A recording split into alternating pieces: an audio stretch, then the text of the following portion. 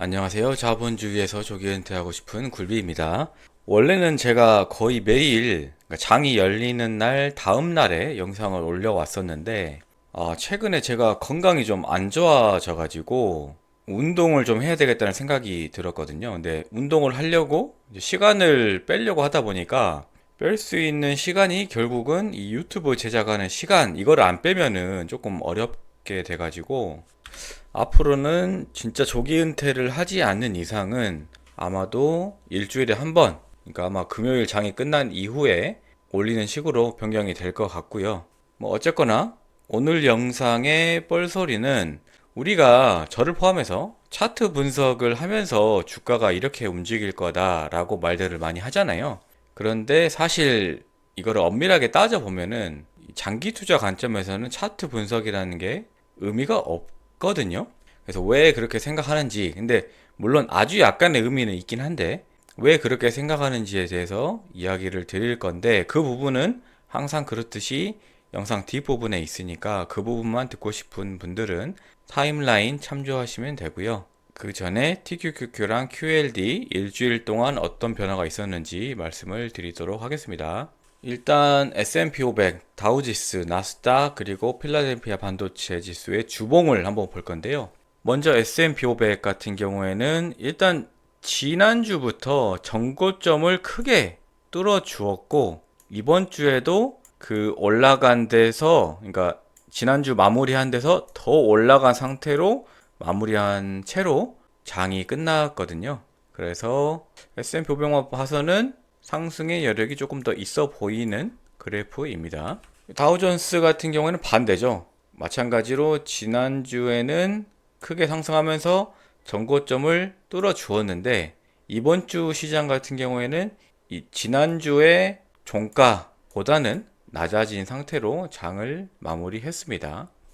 나스닥 같은 경우는 조금 애매한 게 지난주에 크게 상승을 하긴 했는데 그렇다고 해서 이 전고점을 뚫어주지는 못했고 이번 주에도 뭐 상승을 하긴 했는데 아직까지는 전고점까지는 돌파하고 있지 못한 상태를 보여주고 있습니다.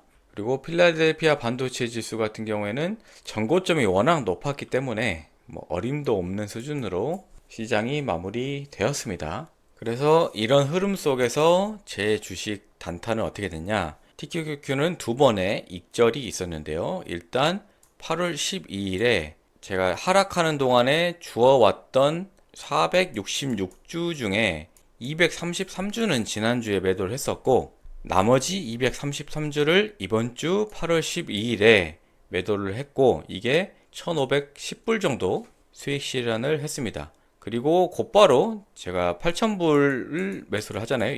1회마다.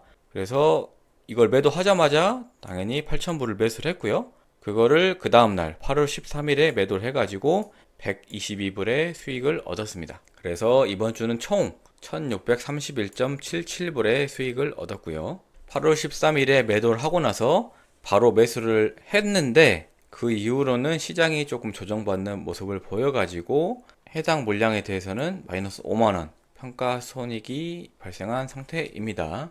그래서 수익금을 보시면은 8월 12일에는 원화로 213만원 정도 수익을 얻었고 8월 13일에는 17만원의 수익을 얻었습니다. 누적치로 보면은 8월에는 거의 300만원의 수익금을 올렸고요. 4월 중순부터 지금까지의 누적 수익은 1100만원 그리고 세후 누적 수익은 876만원 정도로 계산이 됩니다. 다음 주 매매 계획 같은 경우에는 일단 제가 보유한 게 77.15달러거든요. 평단이. 그래서 이거는 78.15달러의 지정가 매도를 걸어둘 생각이고요. 만약에 시장이 조정을 받는다라고 하면은 71.71달러에 8,000불 LOC 매수 걸어둘 거고 그리고 63.57달러에 마찬가지로 8,000불 지정가 매수를 걸어둘 생각입니다. 제가 적립식으로 매수하고 있는 QLD 같은 경우에는 이번 주에는 전부 다 21선 위에 주가가 형성이 돼 있어 가지고 기본 매수 한 주만 매수가 되었고 그래서 지난주에는 103주 보유하고 있었던 QLD가 이번 주는 108주까지 늘어난 상태입니다. CNN 공포 탐욕 지수 같은 경우에는 지난주 마지막에 60이었던 게 이번 주 금요일에는 65로 마무리가 된 상태입니다. 오늘 영상의 주제죠. 차트 분석이 의미가 없다고 생각하는 부분에 대해서 이야기를 드릴 건데, 제가 그냥 뭐 의미가 없다라고 말씀드리면 여러분들한테 설득력이 떨어지니까 이 대학 교수님 두 분이 말씀하실 내용을 가지고 이제 말씀을 드릴 건데, 먼저 소개시켜 드릴 교수님은 바로 서울대학교에 계시는, 지금은 펜실베니아인가요? 어쨌든 문병로 교수님의 책을 가지고 말씀을 드릴 건데요. 이분은 컴퓨터 공학의 알고리즘 최적화 전문가이십니다. 이분의 양력을 보면은 서울대 계산통계학과 학사를 하셨고요. 그리고 카이스트 전산학과 석사, 그리고 미국 펜실베니아 주립대학교 컴퓨터공학 박사까지 지내신, 뭐 누가 뭐라고 해도 두뇌가 뛰어나신 분이죠. 맞네요. 지금 이분은 서울대학교 컴퓨터공학부 교수로 재직 중이시고, 여기에서 최적화 및 금융공학 연구실을 운영 중이십니다. 그러니까 이분은 그냥 컴퓨터 알고리즘 전문가이신 거죠. 그런데 이분이 이 주식 관련해서 자신의 이 컴퓨터 공학 지식을 활용한 책을 하나 출간하신 게 있는데, 바로 매트릭 스튜디오라는 책입니다. 이 책을 쉽게 설명드리면 뭐냐면은, 그 차트 분석을 하는 사람들, 혹은 뭐 캔들 차트를 분석하는 사람들이 차트를 보면서 뭐 여러 가지 뭐 분석 기법이라고 하면서 말하는 것들이 있잖아요.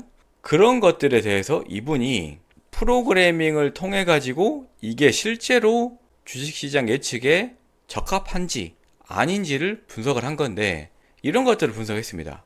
가장 대표적으로 골든 크로스라고 해가지고 우리가 그 이동 평균선 있잖아요. 그러니까 주가가 5일 평균, 20일 평균, 60일 평균으로 해가지고 이 캔들 차트가 있으면은 여기에 뭐 이게 따라가는 보조 차트들 있지 않습니까? 그래가지고 뭐 50일, 20일, 60일, 120일 반대인가요?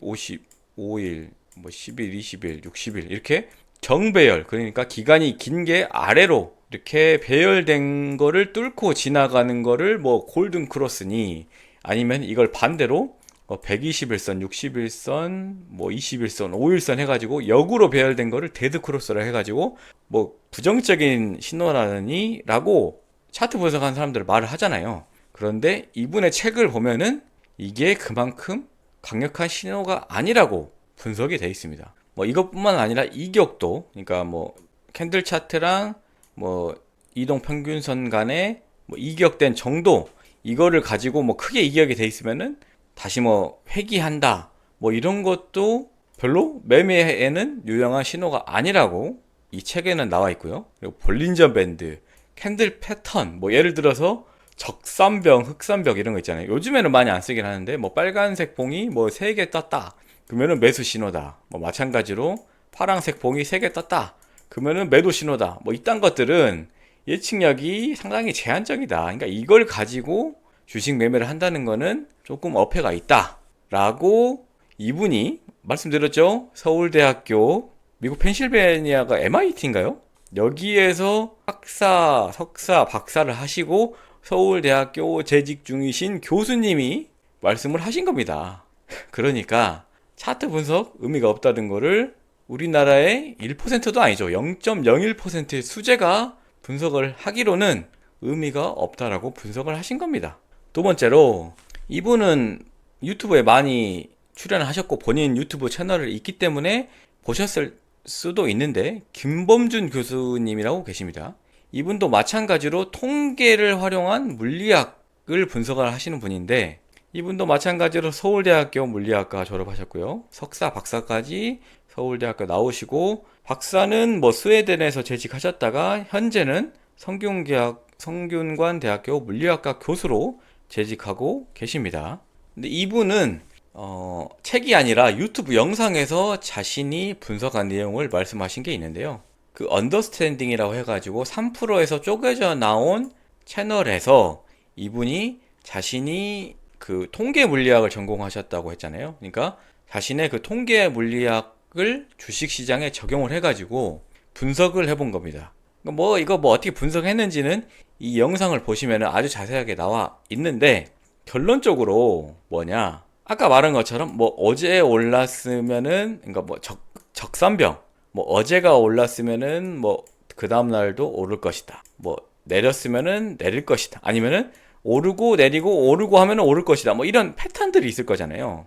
이런 과거 패턴들이 실제 주식시장에 영향이 있냐라고 했을 때는 결론적으로 상관관계가 매우 약하다, 다른 말로 별 의미가 없다 라고 분석을 하셨습니다. 상관관계가 있다고 하면은 이분 말로는 약 4분 정도밖에는 지속이 되지 않는다. 그러니까 뭐 사실상 의미가 없다고 봐야 되겠죠. 그런데 흥미롭게도 이분은 뭐 이런 패턴 분석이 의미가 없다라고 해서만 분석을 마친 게 아니고, 의미가 있는 주식 매매 방법도 말씀을 해주셨는데, 뭐냐면은 시가총액의 상위 종목을 동일 가중으로 해가지고 장기간 투자하면은 시장 평균을 이길 수 있다. 그러니까 다른 말로는 S&P 500과 같은 이 지수 상품을 이기는 투자 방법이 뭐냐면은 시가총액 상위주 동일 가중 전략이라는 겁니다. 그러니까 뭐냐, 미국 주식 같은 경우에는 뭐 좀 다를 수 있는데, 엔비디아, 뭐 애플, 마이크로소프트, 아마존이 아니죠, 구글, 아마존 뭐 이렇게 있을 거잖아요. 그러면은 S&P 500 같은 경우에는 이 상위 500개 기업의 시가총액 비중만큼 담는 거잖아요. 그런데 이분이 말씀하시는 거는 시가총액 상위 10개 주식을 동일하게, 내가 1000만 원이 있다라고 하면은 100만 원씩 매수를 하고 이거를 오랫동안 끌고 가면은 S&P 500의 수익률을 이길 수 있다라고 분석을 하신 겁니다. 그러니까 뭐 다 떠나서 결론적으로 이 영상의 주제는 차트 분석이 의미가 있냐 없냐라는 거잖아요. 그러니까 이분도 차트 분석은 의미가 없고, 대신 우량한 종목을 동일한 금액으로 오래 들고 가면은 시장을 이길 수 있다라고 말씀을 하신 겁니다. 그러니까 두 분 교수님 모두 동일하게 차트 분석은 의미가 없다라고 말씀을 하신 겁니다. 그러니까 아니 생각해 보세요. 그 차트 분석하는 사람들이 똑똑하겠습니까? 이 서울대 졸업하시고 MIT 나오시고 현재 교수님으로 재직하고 계신 이분들이 똑똑하겠습니까? 아니 당연히 이분들이 똑똑하죠. 뭐 비교가 됩니까? 그러니까 차트 분석은 의미가 없다. 그런데 단 제가 생각하기에는 아주 약간의 차트 분석은 의미가 있다라고 생각을 하는데, 뭐냐면은 일단 이 김범준 교수님도 이 말씀을 하셨잖아요. 차트 분석에 의미가 있다고 한다면은 약 4분 정도밖에 없다. 그러니까 단기간, 그러니까 단타의 영역에서는 어느 정도의 차트 분석이 영향이 있을 수 있다라고 말씀을 하신 거고, 두 번째 무슨 말씀을 제가 드리고 싶냐면은, 제가 소개시켜드린 이 두 교수님의 영상이나 책을 읽은 사람이 많을까요? 아니면은 그 쓸데없는 차트 분석 영상을 보고 차트 분석 책을 읽은 사람이 많을까요? 제가 생각했을 때는 압도적으로 차트 분석 영상이나 책을 본 분들이 많을 겁니다. 그렇기 때문에 시장이라는 거는 결국 옳고 그름의 문제가 아니고, 어느 특정 시간 내에 주식을 비싸게 사는 사람이 많으면 주가가 오르고, 어떤 특정 시간 내에 주식을 싸게 파는 사람이 많으면 주식이 비싸지고 싸지는 겁니다. 그렇기 때문에 단타에 한해서는 그 아까 말씀드린 차트 분석이 의미가 있다라고 생각하는 사람이 많기 때문에 그쪽으로 쏠림 현상이 일어나서, 그러니까 자기 실현적인 거죠. 그거를 믿는 사람들이 많기 때문에 실제 그 차트 분석처럼 움직이지 않나 라고 생각하는 게 제가 차트 분석이 의미가 있을 수 있다라고 말씀을 드리는 내용인 겁니다. 그러니까 뭐 장기 투자 관점에서는 차트 분석 아무런 의미가 없는데, 제가 하는 TQQQ 매매 같은 거에서 예를 들어서 매도 단가를 세운다, 매수 단가를 세운다라고 할 때는 어느 정도의 영향은 있다라고 볼 수 있다라는 게 차트 분석이 의미가 없지만 아주 약간은 의미가 있다라고 생각하는 이유입니다. 오늘 영상 여기까지고요. 오늘도 영상 시청해 주셔서 감사합니다.